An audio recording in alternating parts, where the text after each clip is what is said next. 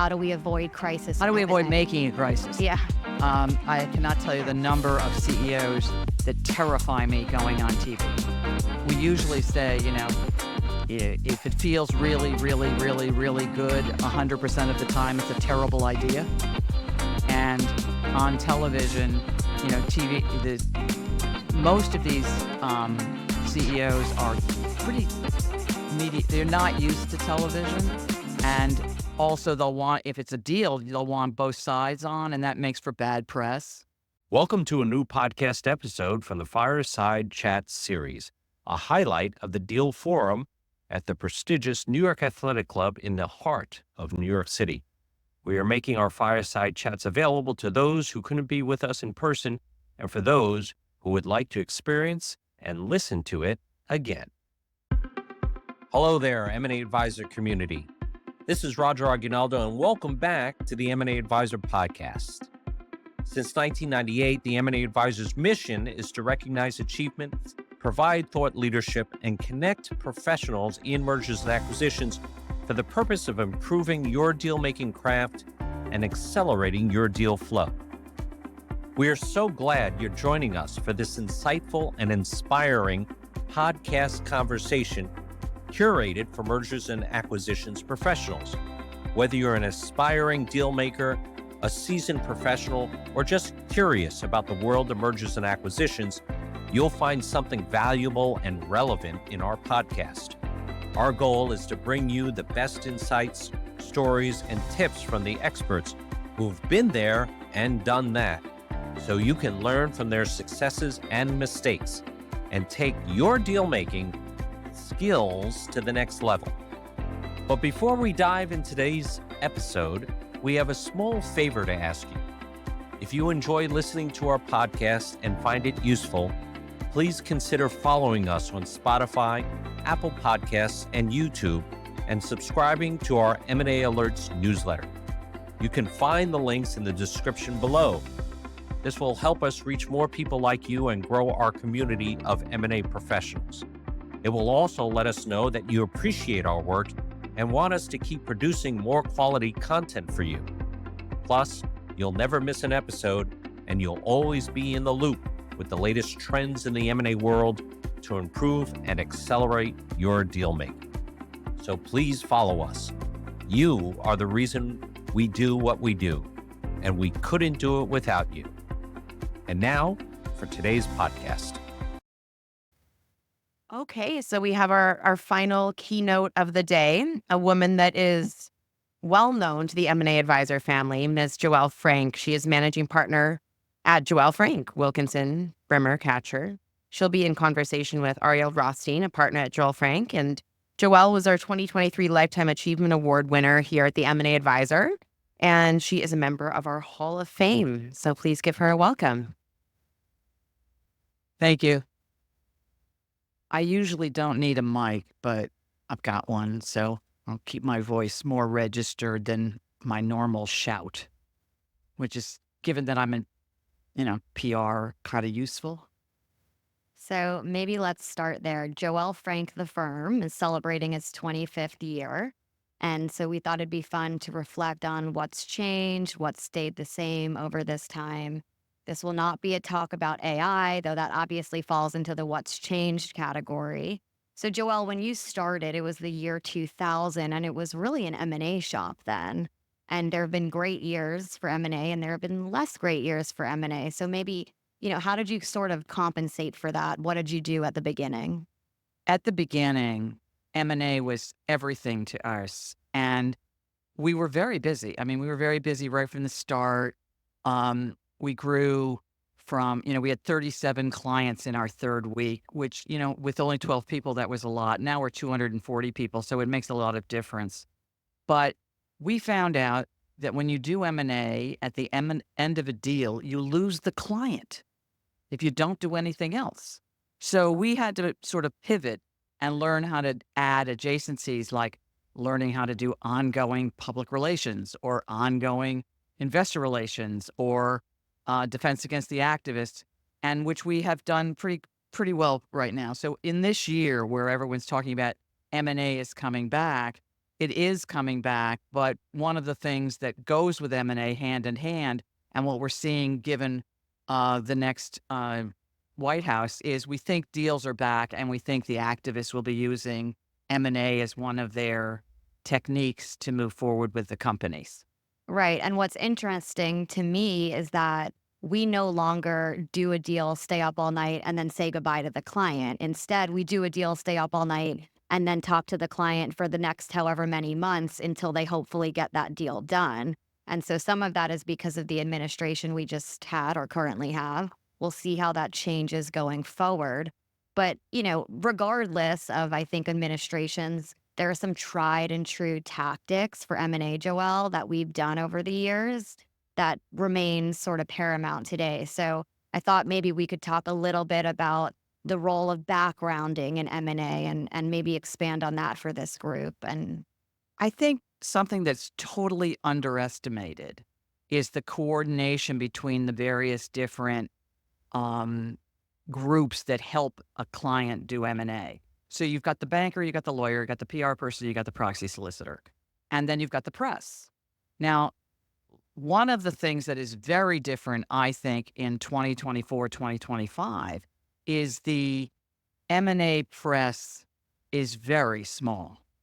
There are far few members of the M&A press today than there were in 2000.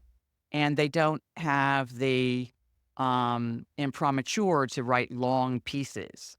I mean, the Journal wants to have the inside story. They're very, very interested in the confidential names or the code names of what we're calling the deal. When I want to talk to them about how the merger agreement went together, or how what the total value is of the deal, or the interesting parts that will help the client going forward. But that's not what they're interested in. They're interested, a lot of people are interested in clicks and what goes forward. So we have a different approach to media. And then there's the split between TV and print media. right. And the point there is that broadcast, for as great as it can also be dangerous. And not every CEO is broadcast ready. It can be hard to be on live TV talking about your deal, especially when the stock market's open and potentially the stock is dropping. So again, these are different risks that we evaluate and we help our clients with as we come up with how to roll out an M&A transaction. And I know the theme of this talk is the art of crisis communication. So the idea is, how do we avoid crisis? How do we avoid M&A? making a crisis? Yeah. I cannot tell you the number of CEOs that terrify me going on TV. We usually say, if it feels really, really, really, really good, 100% of the time, it's a terrible idea. And on television, TV, most of these CEOs are pretty media. They're not used to television. And also if it's a deal, they'll want both sides on, and that makes for bad press. It's very hard to put both leaders on TV and have a solid interview that makes sense. So often you'll see us delay it, but we were talking about backgrounding, and backgrounding is something that can give the press the details, and there's certain members of the press. CNBC will take it pretty well. The Journal will take it most of the time if it's the beat reporter or the M&A reporters. But backgrounding, which is not done by the company, it's usually done by an advisor, is incredibly important to get the why, the well, the wherefore, how to, what makes this important done. And you can be sure that it's scripted in advance, you organize it, and then it's not being quoted. So the risk, what we're looking is to reduce the risk to the way the deal is covered. And backgrounding is a huge, an enormous help in that respect when you can get it done. And it's a lot of what we do, not only in M&A, but also when we have clients come to us to help them with a matter where there is a shareholder activist. And Joele Frank, the firm, we only represent the companies, the issuers. We don't represent the shareholder activists. But it's a little hard these days to talk M&A and not talk activism. And I think that'll be increasingly the case with Trump coming back to the White House. So Joelle, on the activism front, one thing I've noticed over the years, and maybe this is credit to firms like ours and our fellow advisors, is boards and management teams seem a little bit more prepared when activists come knocking. They at least know to call the advisors and to get the people on the phone or in the room to help them figure out what happens next. So what's your perspective there? Well, the activist world has refined itself.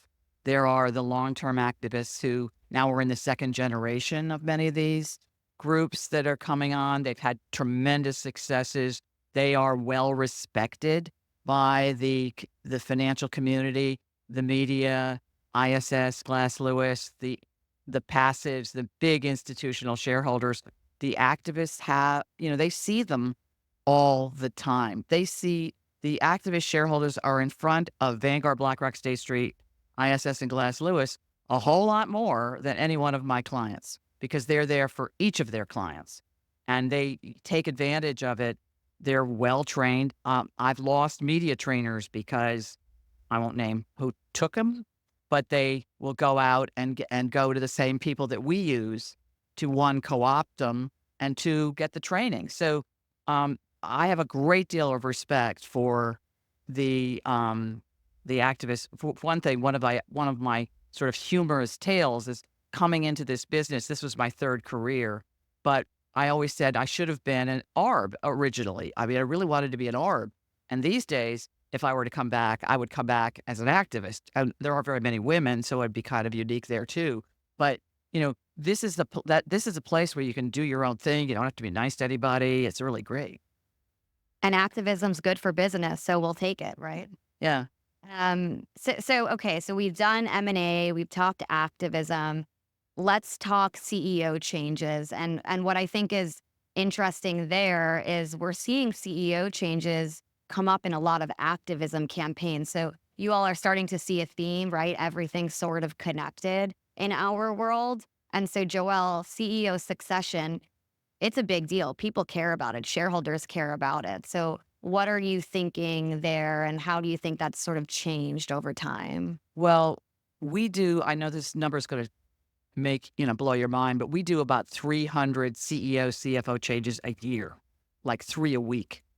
And when it's not a crisis, when we've got a little bit of time, which is 2 weeks, we can plan it out pretty well. It's pretty straightforward. We know, and these are both planned and when it's not so planned. If it's not so planned, it's a little bit more fraught if we're having to tell someone that they're not staying on. We know we get hired on a Saturday. We tell the guy on a Tuesday, the guy or the woman on a Tuesday or a Wednesday. They go to their lawyer on Thursday. We announce it on Monday. Sometimes we don't tell them till Thursday, but we still announce it on Monday. I mean, it's gotten to a point where we can do a management change pretty, it's pretty much down to a science. In activism, however, it's much more fraught because the activists are, if they want the CEO out, it's usually because they're going for a control slate. And then, that with the universal proxy, that has made many changes to the way people vote. And so we've had to change I think all of the advisors, the bankers, the lawyers, us and the proxy holders, we've had to change the way we approach things when they are targeting the CEO and going for a control slate. And lately, I mean, Norfolk Southern was a control slate. It looks like Mantle Ridge Air Products is a control slate. And there have been a number of others. And because of universal proxy, it's easier to get a significant number of people on a board than it ever was before. And the other thing that we see in activism, especially as it relates to activists pushing for CEOs, to get out, they use social to their advantage. They use the media to their advantage. They use digital to their advantage. So activists are really savvy. Doesn't mean companies can't be. It's just the bar is higher. And the activists, especially if they're targeting a CEO, can get away with saying a lot. And that CEO or that company doesn't always have that benefit. Or the leeway. I mean, boring is beautiful when you're a CEO, except when you're being attacked to death and you want to say something. The emotion, to keep the emotion down in a fight is hugely important. And to make sure that the CEO and the team have, good things to say. And I'm not meaning pithy things to say. I mean like sound bites to say, because it makes them, there's a lot of this which is emotional to make them feel in control, which they're not. It's a very, very difficult place for them, because these guys, and mostly it is guys, although, Tryon is, there's all these women. I've represented almost all the women who were attacked, and most of them won for at least on the upfront. But the media is very hard on CEOs when they're under attack. They don't get the benefit of the doubt any longer. And this is a good segue because, Joele, I've had the benefit of working with you and for you for many years now, and I get to ask questions of you on a regular basis. But I want to ask a couple of questions that I think those in this room might be interested in. So, from your perspective, what do you think clients are least prepared for these days? There's a whole range of crises and event-driven situations that can happen. Where do you think clients, sort of go wrong or aren't prepared? I think stock price drops where the stock doesn't do what they anticipate doing, and they announce something, and all of a sudden the market reacts differently than what they thought. It's sort of like a Broadway show which did great in London and then comes over here and gets panned. I mean, they're not ready for that, and so we have to prepare people for it. I do think television is incredibly useful and risky. I mean, it really. Going on, it's a logical thing to do until it's not. When, it makes sense until it doesn't. And it worries me, but I'm a worrywart. But, I'm not necessarily for it. Yeah, I mean, we're paid to be paranoid. We're paid to look around corners, so it makes perfect sense. So, okay, that's what clients maybe aren't well prepared for. What do you think they are prepared for? I think they're prepared these days much more than I've ever seen before to talk to their shareholders. In the last 5 years, the number of, the planned program and outreach, both from against the passives and against the actives, is major. And so the shareholders are now, the CEOs and the CFOs and the IR teams are talking to their shareholder base regularly. What is still in the process of growing up into is bringing board members along. That is sort of like the last 3 years of people more and more and more. We're seeing the large companies, we're training the board members to go out and actually listen or hear or deal with what we call, the listening tour prior to proxy, or the, explaining things, or just the listening tour with some, a CEO who's new on the job. They spend CEO or CFO who's done the job. They spend the first 90 days out on the road talking to people. The board members are now needing, it's not just the guys in charge of ESG or any of the stuff they want. The shareholders want to meet the board members, audit committee if there's issues, the finance committee, the nominating and gov committee. I mean, they're putting those guys on, putting those women and men on the road is a unique experience, I promise you. And it's more important than ever now with the universal proxy, where you can pick and choose who you want to be on your board of directors. Okay, so what worries you? Because, and I know the list, the top one or two, what would you say for this group? What worried? Well, I was going to be worried that M&A was dying, because we had, it was kind of, during Trump 1, the first 3 years, we did over 120 deals a year. And then in the fourth year, it was probably COVID related. It dropped down to 80. We're anticipating major M&A in Trump 2, but I don't know. And after Lena Khan had never gone to do you know that woman must never have gone to Canal Street, or she would never have stopped the pocketbook deal. I mean, it makes me nuts. But I just don't know when we don't yet know the players, I think, and how people are going to react. I think that unnerves me a little bit, because we get paid to see around corners, and right now I don't have the corners defined yet to figure out how to play, and the normal rules sometimes don't work. It's this theme of expect the unexpected with this next administration. So, okay, let's do a little bit of a quick fire where I say a topic and you tell me what comes to your mind. So Joelle, uh, okay, Lena Khan, antitrust scrutiny. I tell you, she didn't buy a pocketbook. Lois never bought a wholesale pocketbook or a copy of a pocketbook. I mean, my pocketbooks, I have 4 of them. They are $30 at Target. They are an exact copy of the Bottega Veneta, which she has. She has the real one, and so, and my secretary has the real one. And then we found, like, I mean, give me a break. So, But, and by the way, Joelle has a good handbag collection. So I do have a good. she knows what she's talking about. We talked a little bit boards in, just boards and their role these days. But what about boards in a crisis? What comes to mind? Okay. I know you guys are going to laugh when I say this, but boards cannot criticize the legal advice. Okay. They can't really criticize and won't criticize the banking advice. But guess what? They think they know how to do better than anybody else in the whole world. The PR. And so when we walk into a boardroom, I mean, I'm questioned on what's the social media campaign and what, which may or may not matter. If you have a big retail, yes, we can do it. And in digital, the digital world has made that very change. But boards really, really, really do hone in because they have little control when they're under crisis. They really hone in on the PR. So we are under the gun much more than we ever have been before.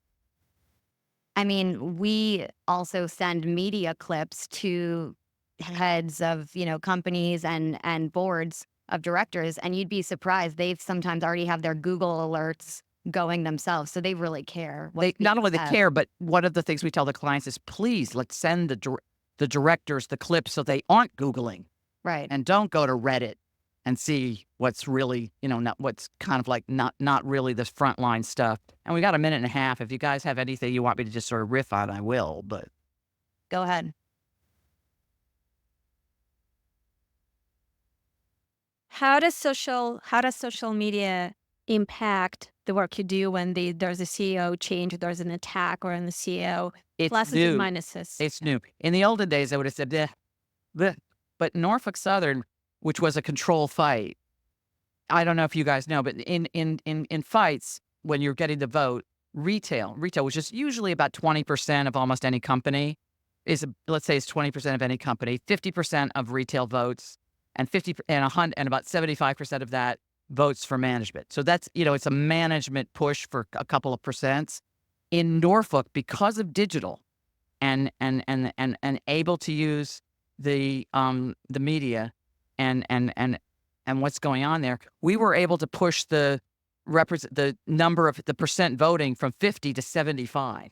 Now that's a lot of extra votes. That's 5%. And of that 5%, we pushed it from 75 up to like 85, 90% voting for the company nominees.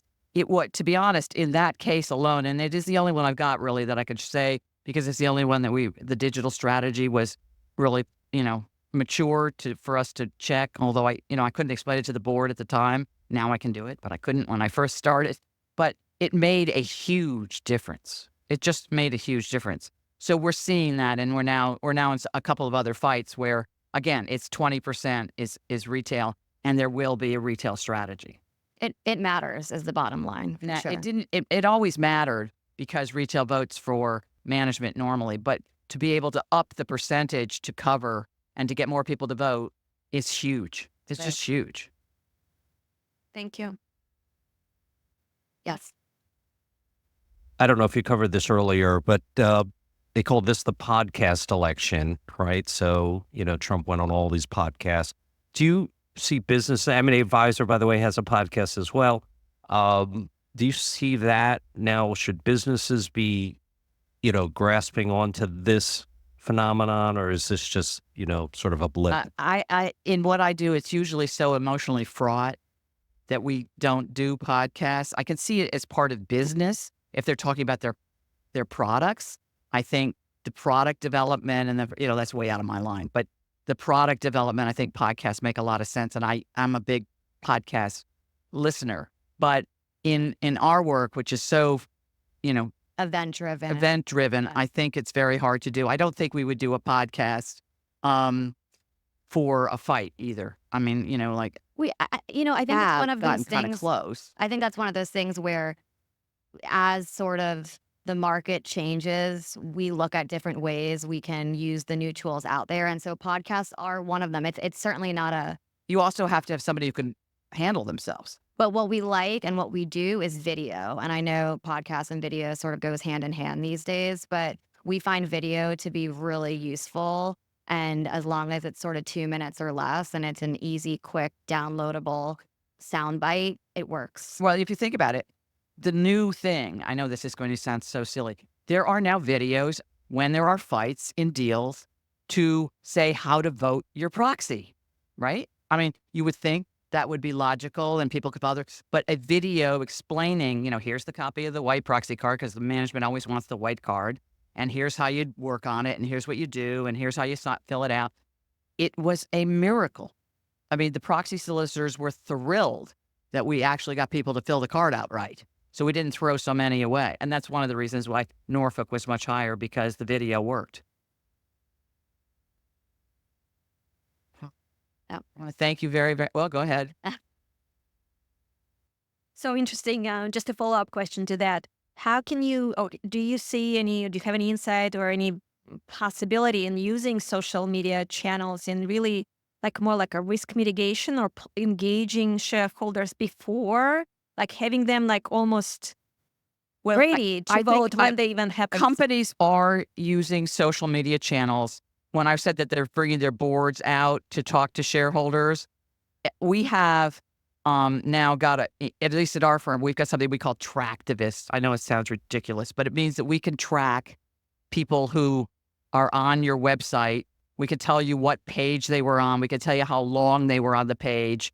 And then every month or every couple of weeks, depending on what's going on, we can say, okay, activist blank, looked at your website and social media. We could track it. And during the fights, we will use social media to get people. We will actually send people stuff.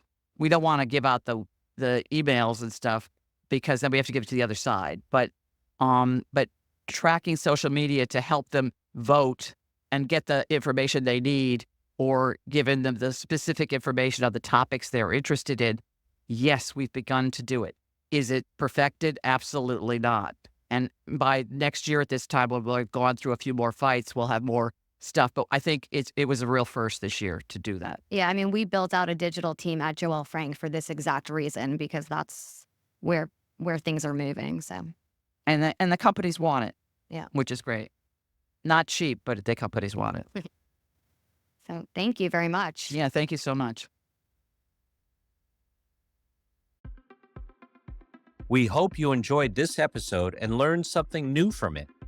If you have any questions or comments for us or any of our guests, please feel free to leave them in the podcast platform of your choice, or send us an email at editor@maadvisor.com. We would love to hear from you and get your feedback. And if you haven't done so already, please follow us on Spotify, Apple Podcasts, YouTube, and subscribe to our M&A Alerts newsletter at the links in the description or on our website at www.maadvisor.com.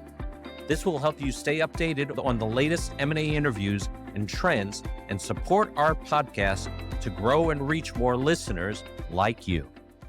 This is Roger Aguinaldo, the creator and founder of the M&A Advisor. Thank you for tuning in and being part of our M&A Advisor community. Until next time, stay safe and happy dealing.